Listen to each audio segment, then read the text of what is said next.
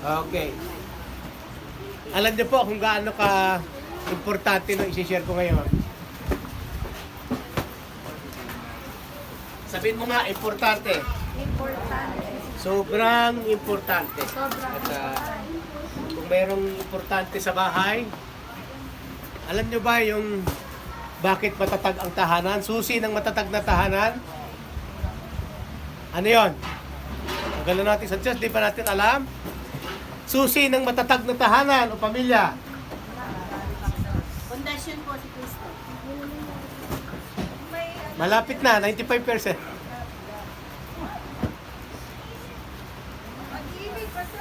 Ang matatag na relasyon ng mag-asawa. Nako. Hindi pala alam yun. Nako, minsan, pag-usapan natin yun. Kaya pag hindi matatag ang relasyon ng mag-asawa, kahit Kristiyano pa, maya nagbabangayan yan, maya nagtatalo, hindi yan magiging matatag. Kahit andyan pa si Kristo. Yan. Direktahin ko na kayo, ha? Ano? Pag-uunawa. Pag-uunawa. Ayan. Okay, sa Kristiyano naman, ang susi ng matatag na buhay, palagay nyo, natanong nyo na ba? Naglingkod naman ako.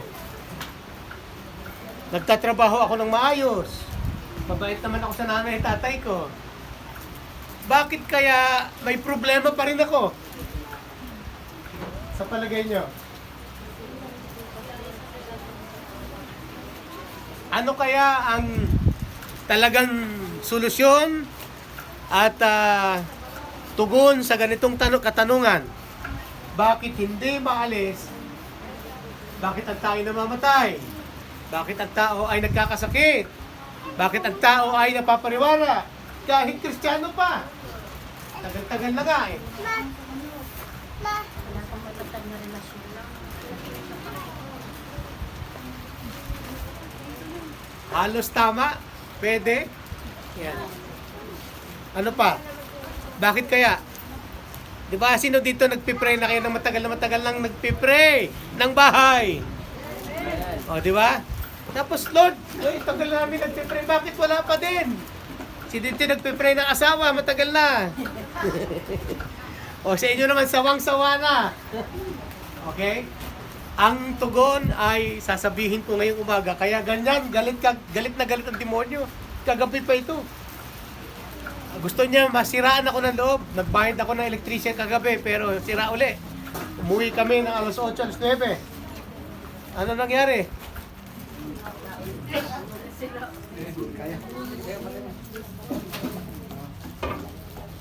Huwag natin hayaan mga bata. Lakad. Yan. Hindi kaya.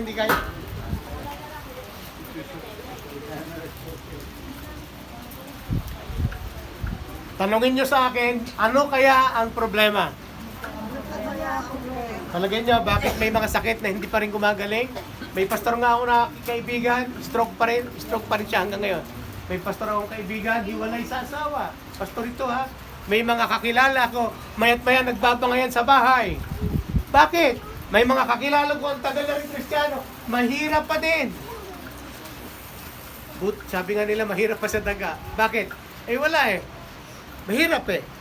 Bakit kaya, kung si Kristo ang tugon, bakit kaya ganyan pa rin? Hindi nababago ang sitwasyon. Ano kaya ang sitwasyon? Ano kaya ang solusyon? At yan ang gusto kong maging malinaw sa ating lahat na. Gusto nyo na ba? Ready na kayo? Dahil sa sagot na ito, sinagot din ni Lord yung tanong ko. Bakit ako nagkakasakit? Bakit ako ganito ngayon? Alam nyo po, yung tinutungtungan nyo na ito, ay hindi ko gusto na ilagay lahat yan. Alam nyo kung bakit? Pasensya na ha, mag-figure ako ng amount. Ang budget ko lang ho dito ay 10,000. Pero sabi ko kay Kaminda, pwede baka ako, Kaminda, 3 lang. So, 2 ang isang dump truck. Yung 2 pala hanggang dito lang. Taas ang pangit. Kaya nakiusap sa akin si Kuya Tony na pwede ro bang dagdagan, gawing 8. Di nag-isip ako, pero dahil no choice na, nandito ako sa loob eh. Sabi ko, sige na, pagbigyan na kita 8. Pero wala akong pambayad. Sabi raw ni Kaminda, tsaka na bayad ng kalahati kung ano, magkano lang mababayad. Pero maya-maya, nung huli, nagbabalik si Kuya Tony. Sabi ni Kuya Tony, Pastor, hindi raw maganda na kalahati lang. Maganda raw, sabi ni Chief, punuin na dahil isang lagay na lang.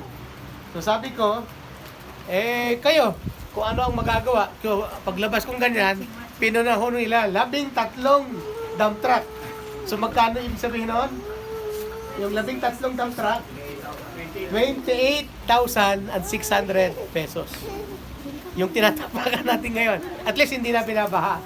So ganun siya pasensya na, nagamit lang ako ng kwan. Hindi ko kayo sinisingil. Si Kuya Tony na kasi sumugot ng ano eh. Isang tawag ko lang. Hindi, kahapon ay nagbibiroan kami. Pero sabi ko kay Kaminda, ito lang yung kaya ko ibayad ngayon, 10,000. And the rest ay hulug-hulugan ko na yan. Kasi bukas, paggagawa ho na rin natin yan, para mabubunga na rin, para mabawasan ng init. Okay, kaya yung ibig sabihin lang, yung masarap na kinakain mo, ay, ano ba yung masarap para sa'yo? Iba kasi masarap sa matanda, sa medyo bata. Ang masarap sa medyo bata ay ano eh? Chicken. Fast food. Yung mga fast food na kahit saan pwedeng kumain. Pero kami, ang masarap sa akin, hindi. Andyan yung ayungin, yan. Andyan yung kitang, andyan yung, di ba? Oo, never kong mami-mention yung Jollibee. Pero pag walang-wala na, pwede na rin, Pedro. Sino ba may paborito ng Jollibee? Si Boss Tony. Okay. So, pag kumain ka ng masarap, mahal yan. Sabi mo nga, may presyo yan. Kung gusto mo ng magandang damit, may presyo yan. Tama ba? Kung gusto mo ng magandang eskwelahan, may presyo yan. Mahal yan. Kung gusto mo ng magandang gamit, mahal yan. Yan. Ang pinakamahal na yata ngayon ay, hindi ako nagkakamali sa Samsung, parang nasa 40 ba? 45? 80? Oo. Malapad. Para ka may dalang TV. Yung fold na. Tapos meron, ang pinakamahal na latest na iPad ay Apple 14 ba? iPhone Pro Max. Nasa 60? 90? Aray. Bahay na yun, bahay na. Di ba? Magandang TV. O, sabihin nyo, name it. Anong magandang TV? Di ba? Smart TV, di ba? Yan, mahal yan. So, magandang bahay, mahal yan. So, lahat may presyo.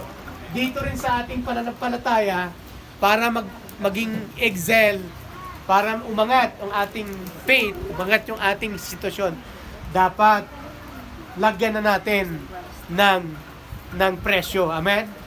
Lagyan na natin ito ng halaga. Sabi mo nga, napakahalaga.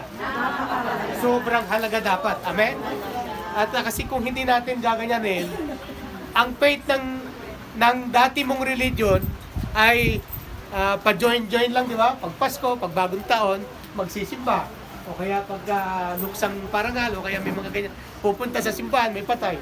Pero, ano ba yung pananampalatayang may presyo? Yung pananampalatayang may presyo, yung taya buhay. Yung taya bato. Parang ganito.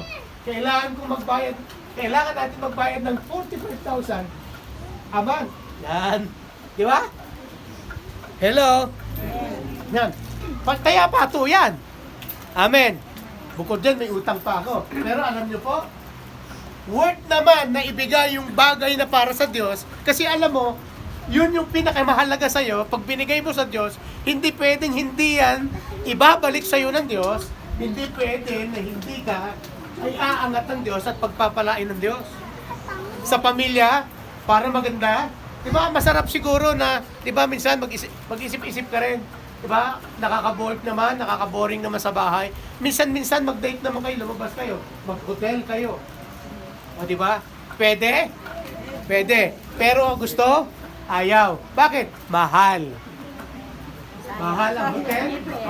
Mahal ang pasyal. Beach tayo. Di ba? Punta tayo sa resort. Di ba? Ang mahal. May presyo. Pero gusto kong maintindihan nyo, pagdating sa pananampalataya, kahit gaano kamahal, bayad na. At binigay na! Palakpakan mo muna, Panginoon. Binigay na. At alam niyo ba kung ano yung binigay sa atin ng Diyos na sobrang importante? O, bigyan ko yun ng clue ha. Sa Matthew chapter 4, ay binanggit mismo ni Jesus ito. Sobrang importante. Alam niyo kung bakit? One day, na-encounter ni Jesus yung mga alagad. Nagkakaproblema sila dahil hindi raw yata sila nagkaroon sila ng pagmamalaki na nakapagpalay sila ng demonyo, sila yung nagpagaling. Tuwan-tuwa yung mga alagad, ni-review ko sila ni Jesus. Alam niyo kung ano sabi ni Jesus? Magalak kayo dahil ang pangalan nyo ay nakasulat sa aklat ng buhay. Higit iyon sa pagpapalayas ng demonyo. Higit iyon sa mga pagkagalingan. Ngayon, bakit siya importante? Kasi ito ang pilit na ninanakaw sa atin ng kaaway. Pag importante, ninanakaw. Sabihin mo nga uli, pag importante, ninanakaw. At pwedeng mawala. Okay. Ang senaryo ay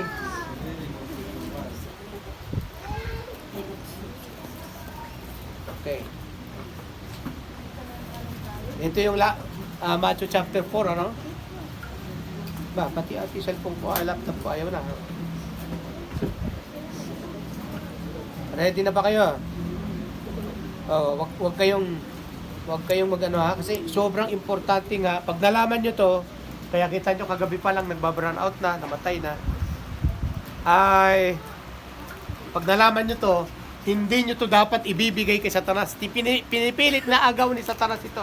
Sabihin mo nga, inaagaw. Matthew chapter 4 verse 3, ito pong sinasabi. Dumating ang diablo at sinabi sa kanya, kung ikaw ang anak ng Diyos, gawin mo ngang tinapay ang mga batong ito. Napansin nyo ba yung salitang ginamit ni Satanas? Ito yung tagpo ni Satanas at ng Panginoon. Sabi niya, kung ikaw talaga ang anak ng Diyos, gawin mo ngang tinapay ang mga batong ito. Ano ang salitang nagtutokso kay Jesus? Kung ikaw. Binibigyan niya ng kalituhan si Jesus kung talagang anak ka ng Diyos. Sino dito anak ng Diyos? Amen. Pero alam mo ba, sobrang mahalaga yan yung titulo ng pagiging anak ng Diyos. At pilit siya na inaagaw sa atin ni Satanas. Kasi hindi siya anak. Kaya inaagaw niya kasi hindi namatay si Jesus para sa kanya. Alam niyo ba yon? Namatay si Jesus para sa ating lahat. Amen. Hindi namatay si Jesus para sa mga anghel at kay Satanas. Namatay si Jesus para sa atin. At ang pinaka-importante sa lahat, yung binigyan tayo ng karapatan na tawagin tayong mga anak. Sino dito yung anak? Uy, pilit itong inaagaw ni Satanas sa atin.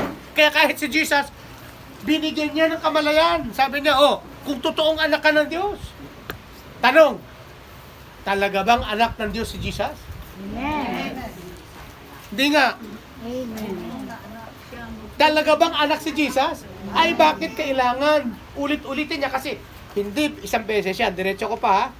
Sabi niya, kung ikaw ang tunay na anak ng Diyos, gawin mo nga tinapay yung mga batong ito. Ngunit sumagot si Jesus, nasusulat, ang tao'y hindi nabubuhay, hindi lamang sa tinapay nabubuhay, kundi sa bawat salitang namumula sa bibig ng Diyos. Sa pagkatapos, dinala siya ng diablo sa Jerusalem, ang banal na lungsod at pinatayo sa taluktok ng templo. Sinabi nito sa kanya, kung ikaw ang anak ng Diyos, ano na naman? Inuulit na naman niya kung talagang ikaw ang anak ng Diyos. Tanong, anak ba talaga siya ng Diyos? Amen. Ay bakit niya kailangan ibigay sa kaisipan ni Jesus na talaga bang anak ka ng Diyos? Nililin lang niya sa tinutokso. O, di ba? Kasi nga, pag humaharap ka sa mga tukso, humaharap ka sa problema, na ipagpapalit mo yung pagiging anak mo. Bakit? Ang salitang tinapay sa Bible, sa English ay bread. Sabi mo nga, bread. Alam nyo ba nung araw, ang bread ay datong, pera. May bread ka ba dyan? Di ba? Naalala niyo yung bread? So, maraming tao, maraming Kristiyano na ipagpapalit yung kanyang pagiging anak sa bread. Dahil sa bread, hindi atin, di ba? Dahil sa bread, dahil sa magandang sweldo, ipagpapalit, di ba? Dahil sa magandang, di ba, may bigayan doon, may pila, may ano tawag doon, may ayuda doon, ipagpapalit. Maraming Kristiyanong ganyan na ipagpapalit yung kanyang karapatan. Nakalimutan mo yung sinabi ni Jesus, Hoy, hindi lamang sa tinapay. Amen? Kaya mahalaga. Ikalawa, kung ikaw ang anak ng Diyos, magpatihulog ka. Ano na naman ang tukso niya? Sapagkat nasusulat sa kanyang mga anghel, ikay itatagubilin at sa kanilang mga kamay, ikay alalalayan. Alam niyo po ang ikalawang tukso, bukod sa bread, ang ikalawang tukso na ipinamamalit at ipinagpapalit natin kay Satanas. Alam niyo po yun kung ano yung ginagaw niya? Para natukso tayo, pag ang tao ay nasa bingit ng kamatayan. Kaya kita mo, dahil sa pera, pumapatay ang tao. Dahil sa pera, bumuboto, di ba? Buboto ka, o boto mo ako, 1,000, di ba? Sino na nagkabilihan nung nakaraan? Malapit na naman ang eleksyon. Di ba? Dahil sa pera, dahil sa bread. Mura lang ang buhay ng tao ngayon. Dahil sa bread, na ipagpapalit. Pero kung ikaw ay anak ng Diyos, katulad ni Jesus, dapat hindi mo ibibigay ang iyong pagiging anak. Eh, Pastor, meron bang senaryo? Meron.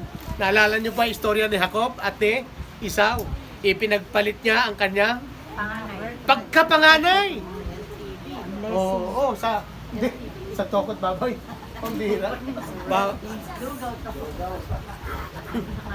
Beans yun, beans. Oo. Ano kaya yun? Yung Pork and beans. pork and beans. O, ikaw na ang panganay. Pork and beans lang katapat. Sino dito na ipagpalit nyo na ang Panginoon? Sa baha. Hindi dapat sabi mo, huwag kang bibigay. Huwag mong ibibigay yung pagiging anak mo. Nakalimutan mo na anak ka ng Diyos. Anak ka ng Diyos. Ulit-ulitin ko. Sabihin mo, anak ako ng Diyos. Sabihin mo sa sarili mo, anak ako ng Diyos. Kahit anong mangyari, anak ako ng Diyos. Nagkamali ako, anak ka pa rin ng Diyos. Nagkulang ako, anak ka pa rin. Amen.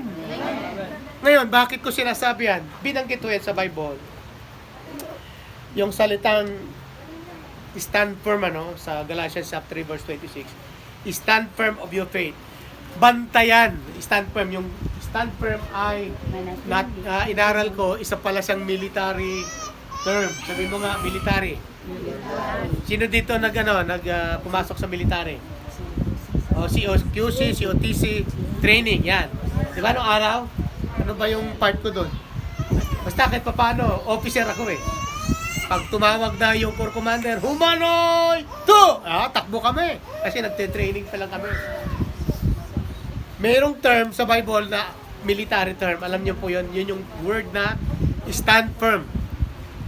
Ang ibig sabihin niyan, guard your post. Guard your post. Bantayan mo. Anong babantayan?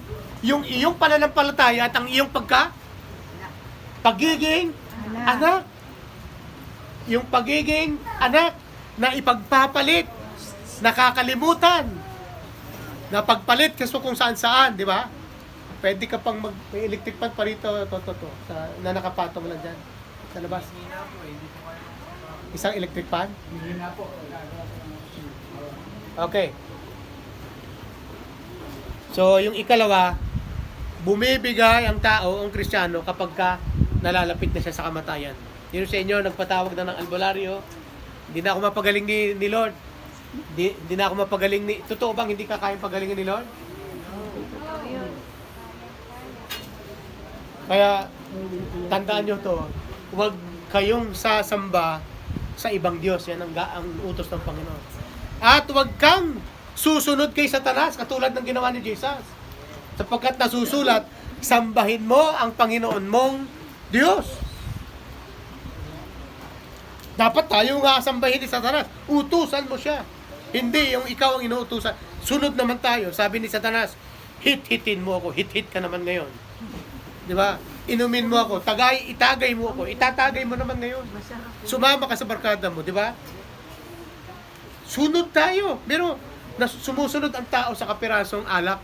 Sumusunod ang tao sa kapirasong dahon. Alam nyo ba, sumusunod ang alipin ng tao minsan ng dahon. Doon nga sa yosi, saan pa? Sa pera. Ang pera, galing din sa dahon yan. Sino sinusunod mo? O, sa tree, sa puno. Kaya dapat, tandaan mo, ikaw dapat ang susundin niya. Amen? Kaya pagka may ganito, offer. Pera yan, no offer yan. Pero hindi mo dapat ipagpapalit ang iyong pagiging anak. Okay? At sa ikatlong pagkakataon, sabi niya, nasusulat din naman, huwag mong susubukin ng Panginoon mong Diyos. Pagkatapos dinalaman siya ng Diablo sa isang napakataas na bundok at pinapakita sa kanya ang lahat ng kaharian ng daigdig at ng kapangyarihan. May gagawa po ba ka ng day?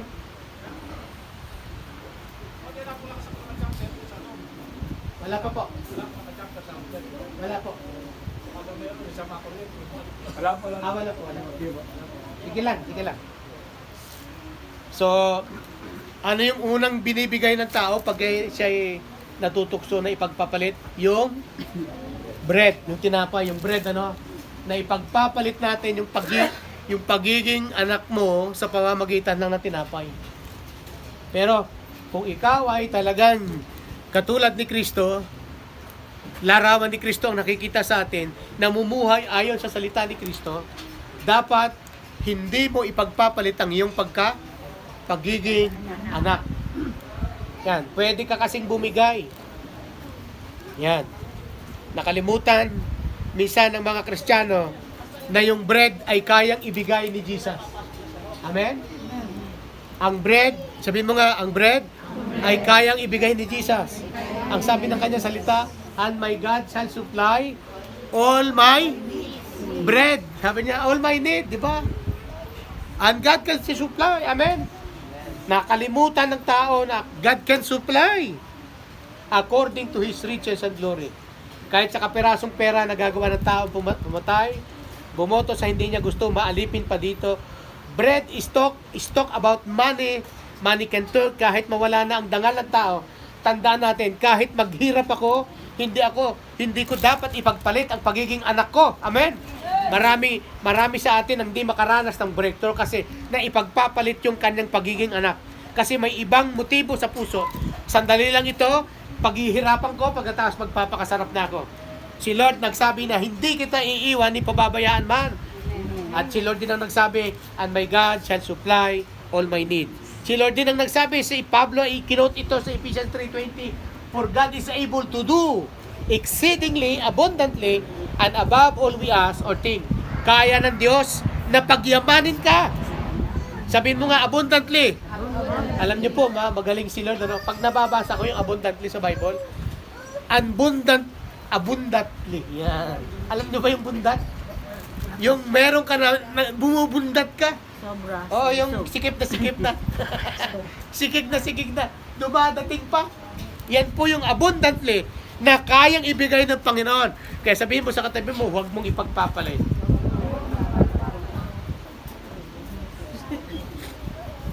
Pangalawa na naibibigay ng tao, yung kanya na ipagpapalit dahil sa kamatayan. Pag namamatay na siya, natutukso na siya, at nakakalimutan na siya ay pag namatay, ay natatakot siya. Dapat hindi mo ibibigay katulad ni Kristo. Hindi ka dapat matakot sa kamatayan. Amen? Sino dito natatakot? Matanda ka na, marami kang nararamdaman. Sabi ni Satanas, malapit ka nang mamatay. Amen. Ito po isang words ko. Yan. Ito po ang salita ng Diyos. Sabi niya, magpatihulog ka. Diba? Magpatihulog ka. Hindi ka naman dapat matakot. Pero sa totoo lang, alam ni Jesus na kung merong kinatatakutan ng tao, ay walang iba kundi ang kamatayan. At minsan na ipagpapalit natin. Pero alam nyo po, napansin ko lang kaya pala bata pa ako, naratay na ako sa sakit.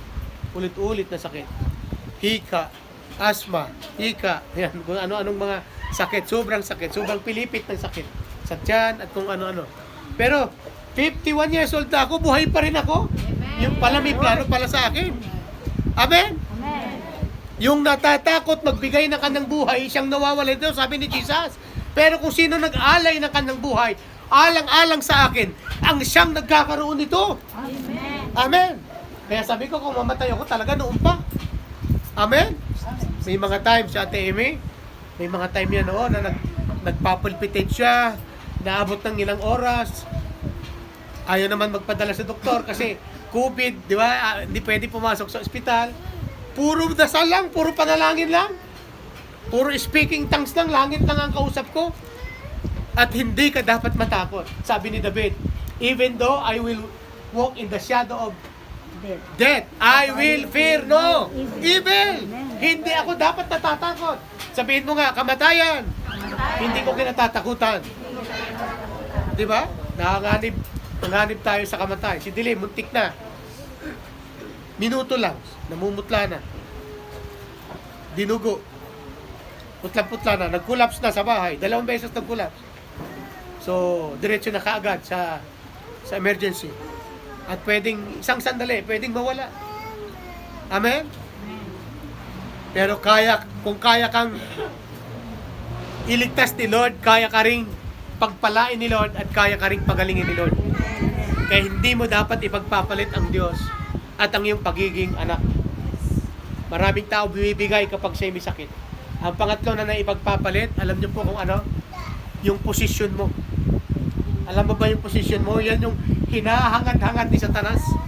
Kasi nung nagkasala ang tao, niligtas ng Diyos sa pamamagitan ni Jesus. Kumbaga sa nung nahulog tayo sa kasalanan, hinabol tayo ni Kristo. Take note, nalaglag din si Satanas mula sa kalangitan. Namatay ba si Jesus para sa kanya? Never. At yun ang galit na galit. Kaya itong sinasabi kong katotohanan, this is a very, very powerful. Kung alam mo lang ito, hindi mo ipagpapalit yung pagiging anak mo. Amen? Oh, nung Sunday pinag-aralan natin, yung anak ang may access. Tama? Yung anak ang may karapatan, na-redeem ka, ni-restore ka. Amen? Binihisan ka nung umuwi tayo sa ating Ama. Kaya hindi tayo dapat manlupay-pay, hindi tayo dapat kaya dapat bantayan ho natin yung ating ground. Oras-oras, pwede tayong tuksohin para ibigay. O, bigyan ko kayo ng history, no? Grabe po ang tukso ngayon ng demonyo sa ating simbahan. At mga panahon na nakalipas, naging busy ho kami, naging busy tayo sa pagpapagawa. Nung napansin nyo si Ate Amy, puro puti na buhok niyan. Sa sobrang pag-aalala, sa pagsusumikap namin na matapos na ang pinapagawa o kaya kahit hindi matapos, kahit maitayo lang. Pero ito ho ang maganda, kahit na ganyan ho ang sitwasyon, nagpupumilit tayo, lumalaban tayo, kasi nga may direksyon tayo sa Panginoon. Amen? Nalilipat tayo ng simbahan mula doon. Alam nyo ba? Kaya hindi ko maitigil yung panalangin ginagawa natin. Ang iba tumigil na, ang iba ay bumigay na, ang iba ay nawala na. Alam nyo kung bakit?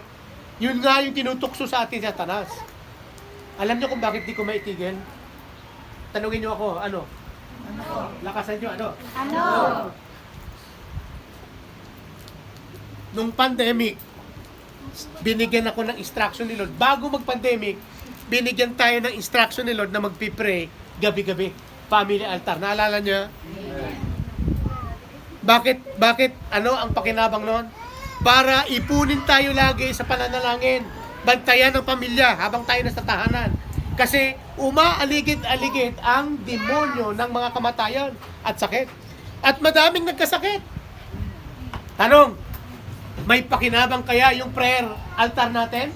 Tatay? Walang casualties. Palakpakan nga natin ang Panginoon. Walang namatay.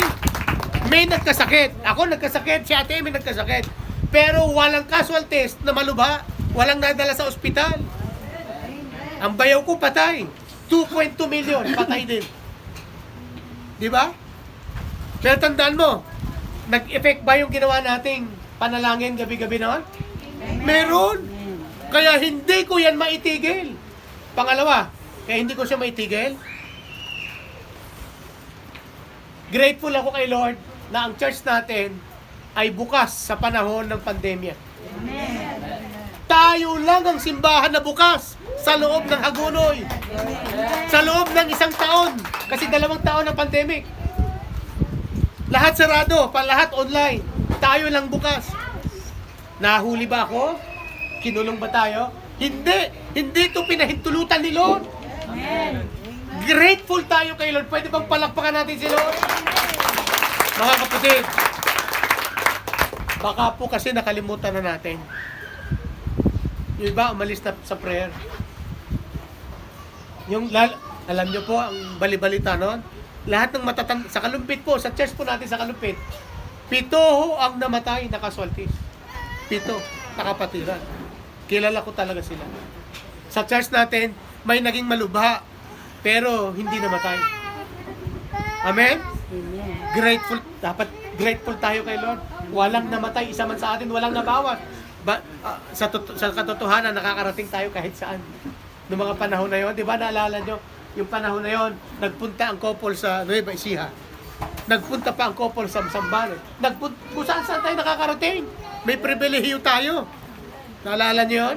3 ban yata tayo, 4 na ban tayo, nakarating pa tayo sa Nueva Ecija. Amen! Amen! Ito po ay inihahayag ng Panginoon. Kaya ayaw ko ipatigil itong prayer natin. Diyan nakakakilos ang kamay ng Panginoon kapag tayo nananalangin. Pag tumigil ka sa pananalangin, tumigil din yung pananampalataya mo na magagawa pa ng Diyos na iayos ka at pagpalain ka. Amen! Kaya, sabihin mo sa katabi mo, tuloy pa kaya? Tanong, sino nagpipray hanggang ngayon? Amen. Oh, bakit? Maintenance na natin to. Bakit? Araw-araw tinutokso tayo ng kaaway. Maintenance na natin yung daily prayer natin na yan. Ano yung maintenance? Na hindi mo pwedeng iwala. Pastor, kahit naman nag-iisa ako, nagpipray ako. Totoo yun. Bukod kasi dapat to, nagpipray ka pa. Amen? Amen. Yung prayer na kasama mo si ganito, ganyan. Nagbabantayan kayo. Amen. Kasi sa oras na malaglag yan, sa prayer life niya, malalaglag na rin yung faith niya kasunod na nun. Makakalimutan niya na siya'y anak ng Diyos. Isang araw, bibigay yung kanyang isip. Sa dami ng problema, sa dami ng iniisip, bibigay yung kanyang isip. Kaya sabihin mo dyan sa katabi mo, huwag bumigay yung isip mo. Sino sa inyo naniniwala, ang mga huling araw ay marami pang pagsubok na kakaharapin. Pero kung ikaw ay nagtutuloy-tuloy sa buhay pananalangin, na mayroon kang tinatawag na accountable, sabi mo nga accountability. Yon. Ay nagche-check sa iyo, Brad, ba't wala kang hangina, di ba? Pasalamat ka kung natanong ka lang, hindi para sitahin ka. Amen? Sa palagay nyo, may nagagawa ang prayer? Wala. Ano maganda? Yung nagwo-worry o nagpe-pray? Kung hindi na ako magpe-pray, pastor, magwo-worry na lang ako. Kasi wala kaming bigas, wala kaming bahay, marami akong dapat i-worry. O sige, mag-worry ka kung diyan ka nabibless. Mas maganda, nagpe-pray. Katulad nung, para yung pananampalataya mo, yung faith mo, binabantayan mo na i-cover ka ng Panginoon araw-araw. Kasi anytime, kung gaano ka kalakas ngayon, pwedeng bumaligtad yan. Kasi mismo si Jesus, hindi exempted. Ako po, grabe yung temptation ko. At kung gaano ang temptation ko, ganyan din yung temptation ng bawat isa, matindi rin. Mas matindi sa akin. Pastor, hindi na ho ako mag-a-attend kasi nalayo na ho kami ng lugar. Huwag maapektuhan yung ating pananampalataya. Di ba? Dati naman may problema eh. Bakit pag hindi ka ba umattend, wala ka bang problema? Nandun pa rin. Oo, nandun pa rin. Ano kaibahan nung nasa Panginoon? Yung pagiging anak mo, may pribilehiyo ka. At hindi mo dapat ibigay. Kaya sumagot si Jesus, lumayas ka Satanas. Sabi mo nga, lumayas ka Satanas. Uy, walang kabuhay-buhay. Yung hindi nagsalita, walang lalay. Lumayas ka, Satanas! Sabi ni Satanas, layas. Layas. Walang bisong, walang lakas. Pag nagpalayas ka, ay dapat may authority. Layas! Amen? Amen. Sabi mo nga, Satanas! Layas! Sa pangalan ni Jesus. Ayan ang sinasabi ni Jesus. Sapagkat nasusulat, ang Panginoon Diyos lang ang dapat mong sambahin. Shh! Hindi ka dapat sumamba kay Satanas. Ikaw, pagpayukod ka sa kanya. Yuko, Satanas! Sunod! Layas! Tinatalian kita. Yan yung, meron pa bang ganyan sa prayer life nyo? Amen. Dapat sa prayer life nyo, meron ganyan. Kasi, yun nga ang problema. Nakakalimutan natin. Anak tayo eh. Amen. Sabi mo nga, anak ako. Sige, kahit ano mangyari, anak ako. Diba, lumayas ako sa bahay. Ilang taon ako wala sa bahay. Pagbalik ko sa bahay, mga 2-3 taon, anak pa ba ako? Ay, nagdagdagan pa, naglayas na naman uli ako. Kasi ang unang layas ko, punta ako sa ibang bansa, 16, 17 years old. Pagbalik ko sa bahay, anak pa kaya ako? O, nagdagdagan, lumayas ulit. Pagdating ng ilang panahon, this time matagal-tagal. Kasi sa Maynila ako nagpunta. Inabutan ako ng 12 years. Pag uwi ko sa bahay, tanong, nanay ko pa rin kaya yung nanay ko? Amen. Tatay ko pa rin kaya? Amen. At ako ba'y anak pa rin? I-welcome kaya ako? Amen. Bumaha ng sangkatutak na luha. Amen! Amen. At yun yung posisyon na hindi mo dapat ipagpapalit. Pilit yan na inaagaw ni Satanas. Kaya hindi ka umunlad, hindi ka pa makaalis. Huwag mong paloloko kay Satanas yung kaisipan mo na hindi ka anak. Okay? Sabi mo nga, anak talaga ako. Naintindihan nyo ba yung sinasabi nyo?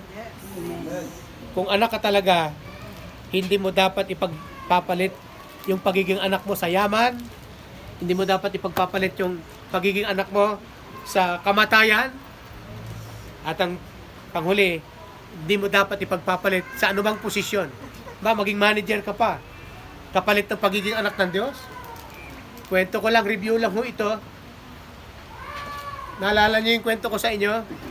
Hindi ko makalimutan, kwento ko to 2 years ago. Pandemic na time.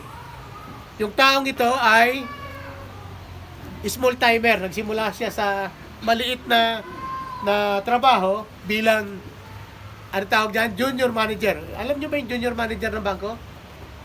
Utusan ng manager. Maganda lang tawagin, junior manager. Utusan yon. So, siya ay naging tapat. Nalaman ng manager na siya pala ay tapos, kinuha siyang clerk. Tapos, habang siya ay nagsisimula, nakakilala siya sa Panginoon, naglingkod siya doon sa kanyang iglesyang kanyang nakamulatan sa Christ in You. Sa ano pangalan ng church na ito? Christ in You sa Resettlement eh.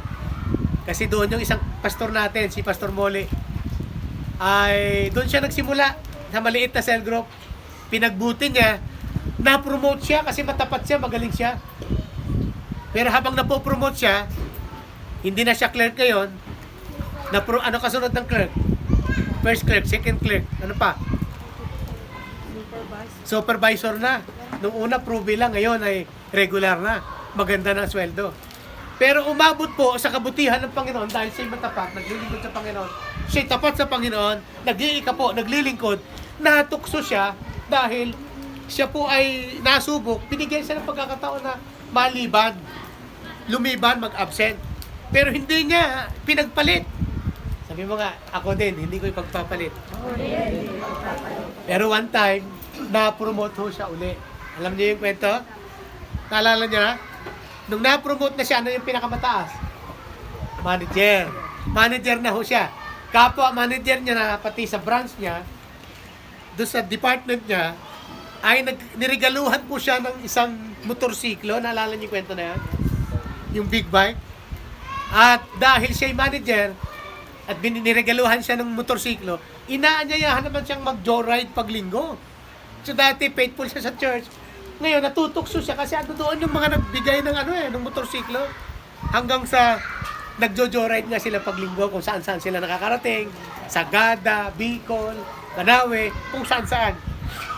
At pinapaloob siya ng kanyang cell leader, ng kanyang kasamaan sa cell group, Pero, dati nga, may cell group na doon sa branch niya eh. Doon sa kanyang departments. Nagtuturo na siya ng cell group.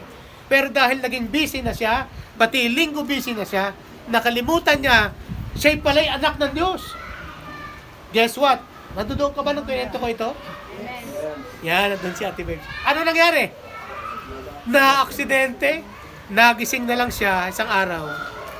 Siya ay nasa loob na ng ICU.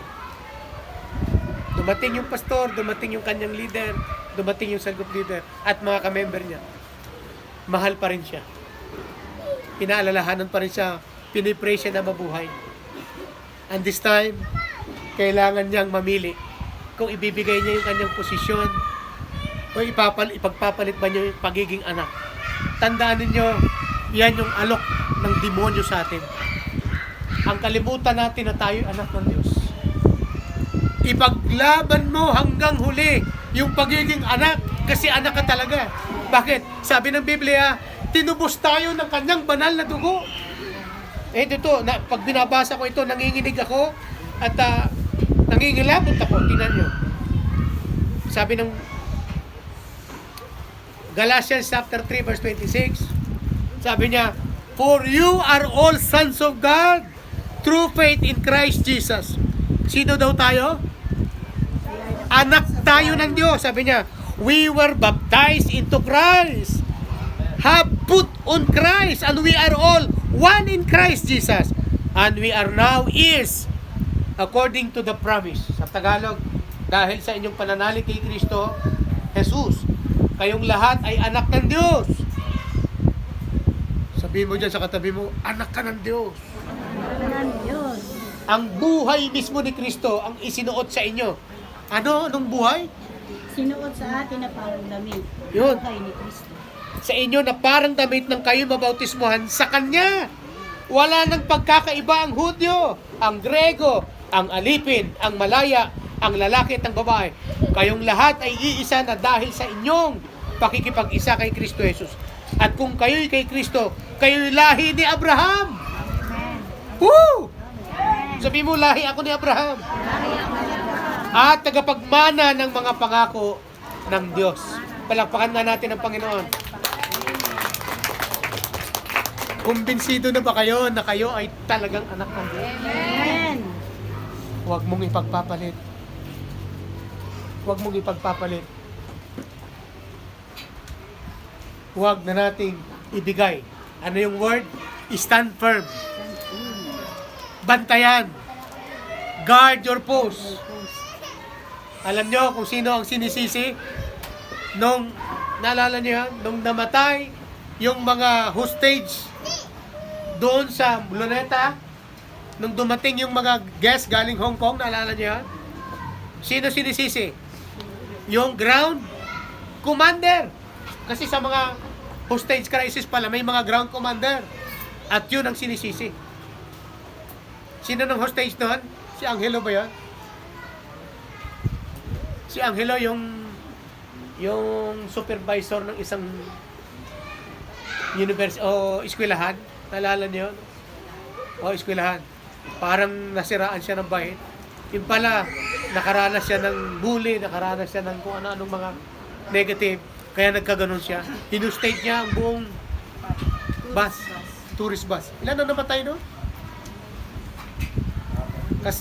Alam ko patay din ba siya noon? Patay, nagpakamatay noon. So, sino ang sisisihin? Yung ground commander. Ano po ang ibig sabihin noon? Ikaw ang nakakaalam ng sitwasyon mo. Ground commander ka sa buhay mo. Amen?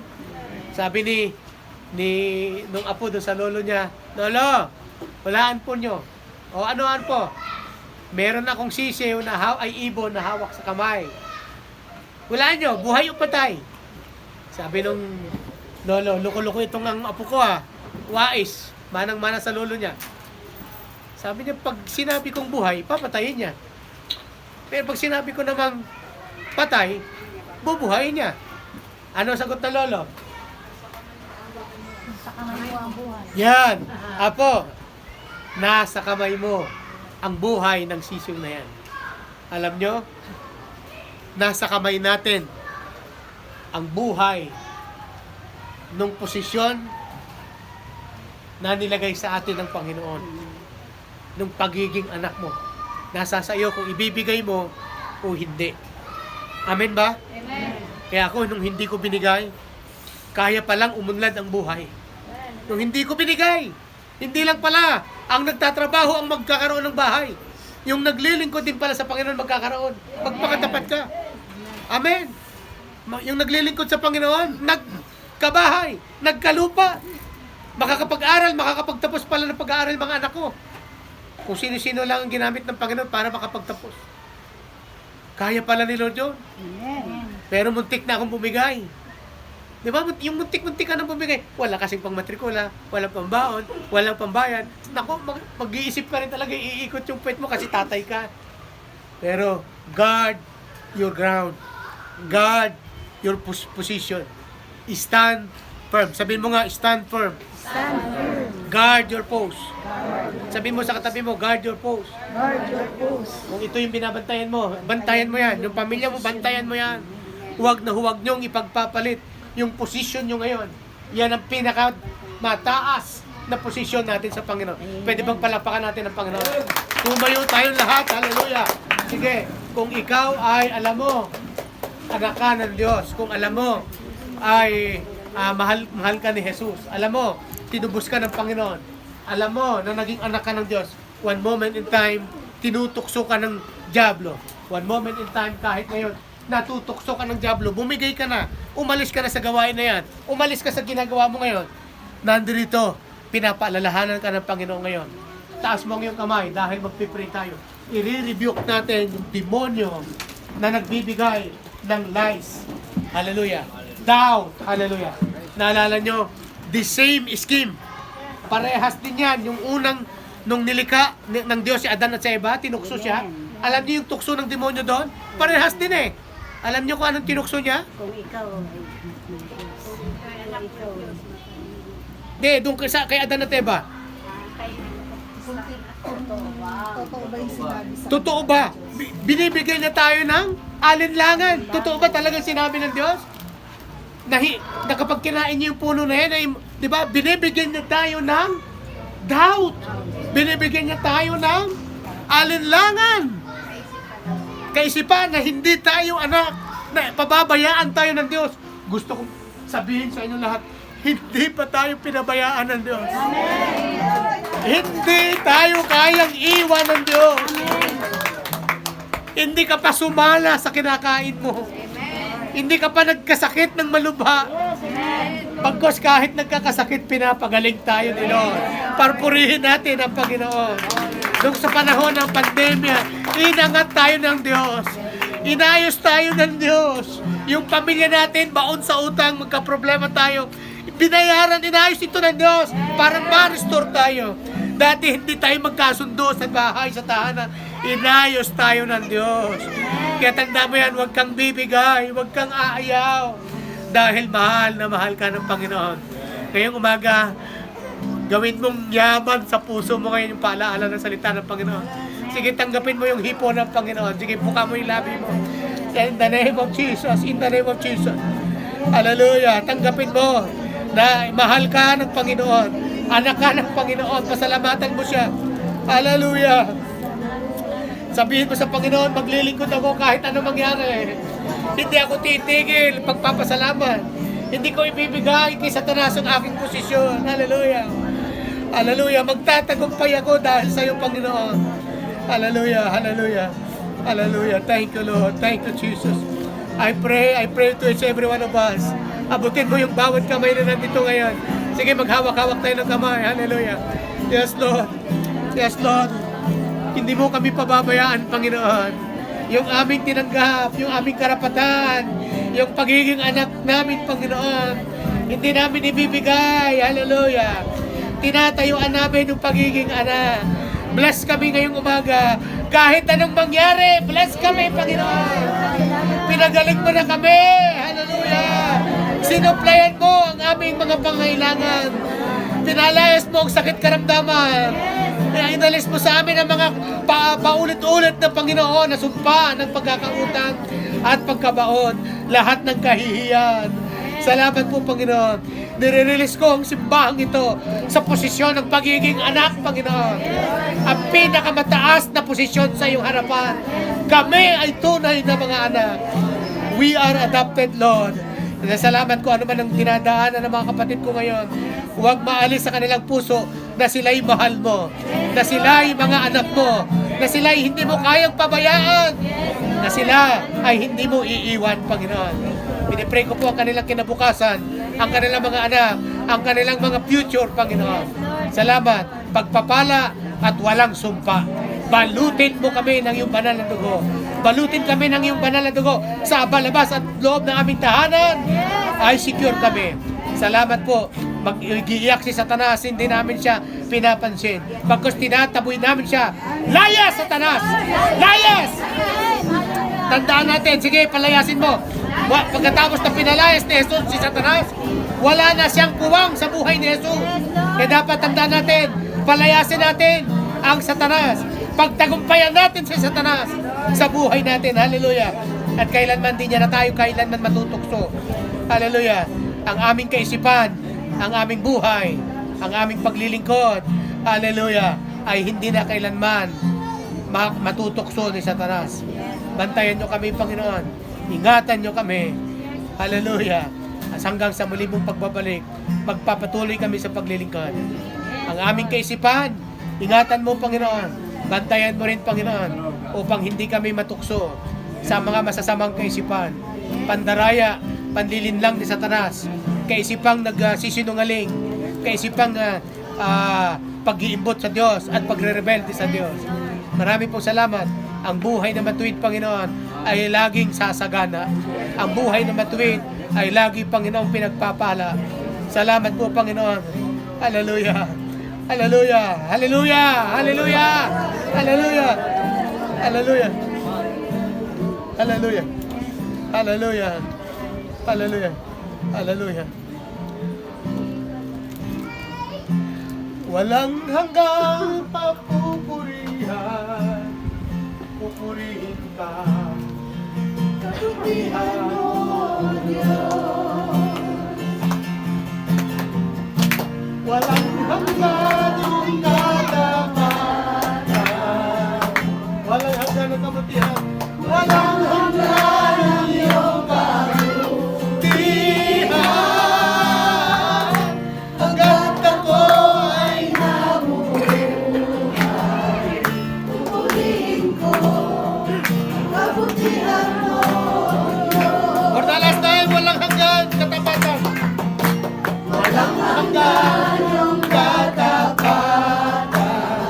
Walang hanggan ang iyong kabutihan. Walang hanggan ang iyong kabutihan. Hanggat ako ay nabubuhay, pupurihin ko ang kabutihan mo, Diyos. O Diyos,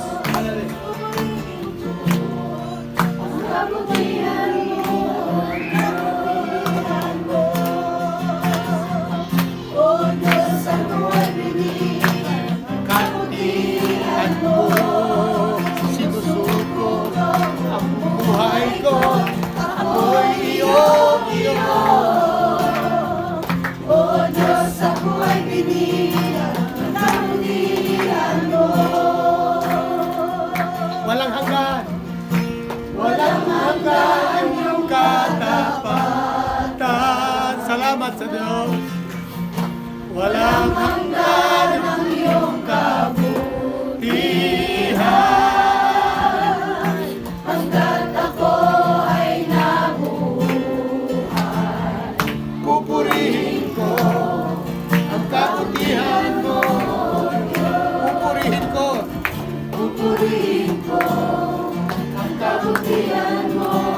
Pupurihin ko ang kabutihan mo. Pupurihin ko ang kabutihan mo. Sige, sambahin natin ang Panginoon. Hallelujah, hallelujah. Hallelujah, thank you. Thank you, Lord. Thank you. Bless your name. Bless your name.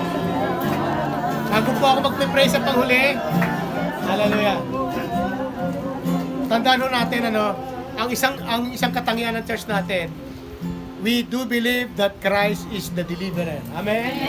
Naniniwala tayo na kaya tayong palayain ng pangit ng diablo. Amen? Tingnan nyo ha, mula nung panahon na tinukso si Jesus sa Matthew chapter 4, wala nang talata sa Biblia na tinukso pa siya uli. Bakit? Pinalayas na niya. Di ba nakita niyo yung huling verse? Kaya nung gagawin natin ngayong umaga, pag napagtagumpay mo yung tatlong bagay na yun, hindi ka natutuksoin uli kasi alam niya na ipinaglalaban mo ang pagiging anak mo. Amen? Sino may nararamdaman sa katawan? Meron? Pakitaas ang kamay. Sige, kasi kung meron may nararamdaman sa katawan, lumaki ho ako sa pananampalataya.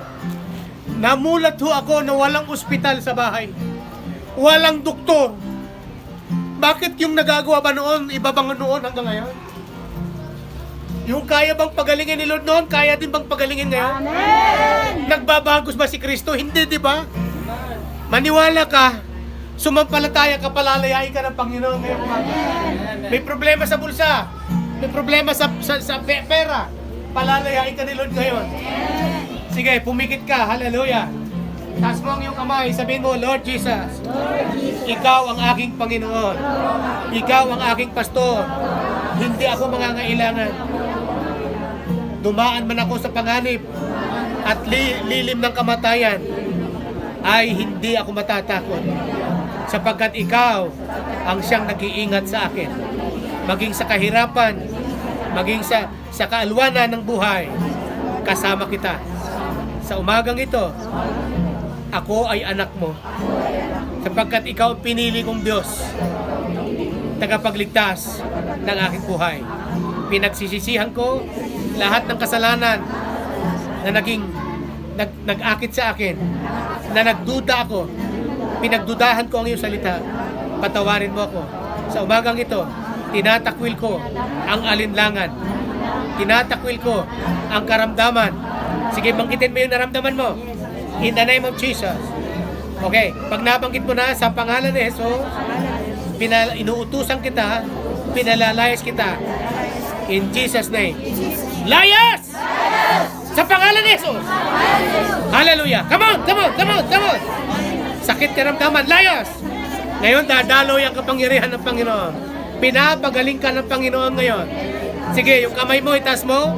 Pinaparanas sa'yo ng Panginoon ang kagalingan, espiritual at pisikal. Kung masakit yung puso mo, gagaling ka sa pangalan ni Jesus. Kung masakit ang espiritual mo, gagaling ka, i-restore ka ng Panginoon ngayon. Kung may sakit sa katawan, pinagagaling ka ni Lord, tanggapin mo. Pinagagaling ka na ni Lord, tanggapin mo. I receive, sabi mo, tinatanggap ko ang kagalingan. Hallelujah. Pasalamatan mo si Lord. Hallelujah. Igalaw-galaw ang mga sakit. Hallelujah. Igalaw-galaw. Come on, in the name of Jesus. Hallelujah. Ang pinaka-importante sa lahat ay ang kagalingang espiritual na dapat maidugtong ka uli sa Diyos. Nawalay ka, nalayo ka. Pero ngayong umaga, tinatanggap ka ng Ama. Hallelujah. Sabi mo, salamat Panginoon. Tinatanggap mo ako buong buo. Sa iyo ako maglilingkod. Ano mang pag-aalinlangan, hindi ko nababalikan. Ano mang kasalanan, sinasansala ko, sinisira ko. Dahil mula sa araw na ito, ako ay anak ng Diyos at maglilingkod sa Diyos habang ako'y nabubuhay. Sa pangalan ni Jesus. Palakpakan natin ang Panginoon. Ang mata ko ay nabubuhay, pupurihin ko ang kabutihan mo, Diyos. Walang hanggan yung matapatan. Walang hanggan ang iyong kabutihan. Hanggat ako ay nabubuhay, pupurihin ko ang kabutihan mo, Diyos.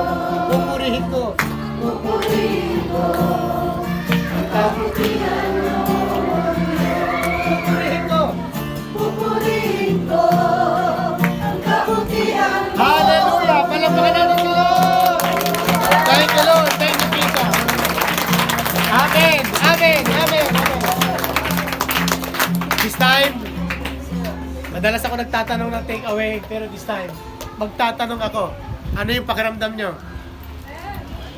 Kaya po, Lord. Masaya! Hallelujah! Sino nakaramdam ng ginhawa sa katawan? Hallelujah! Sino sa inyo naniniwala yung panloloko, yung lies, yung worries na nalagay sa isip mo, tinanggal, nawala? Nag-aalala ka para sa mga anak mo, maiiwan mo. Ngayon, inaalis ng Panginoon. Takot! Wala na yan, layas. Amen? Amen.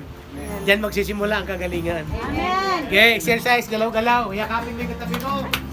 Hallelujah. Amen, amen. Praise God. Magandang umaga sa lahat ng mga taong nandito sa online. Ilan ba sila? Sa lahat po ng taong nandito, 9,000. Pagpalain po kayo ng Panginoon. Sino man kayo, God bless you. Shalom, shalom. Amen and amen.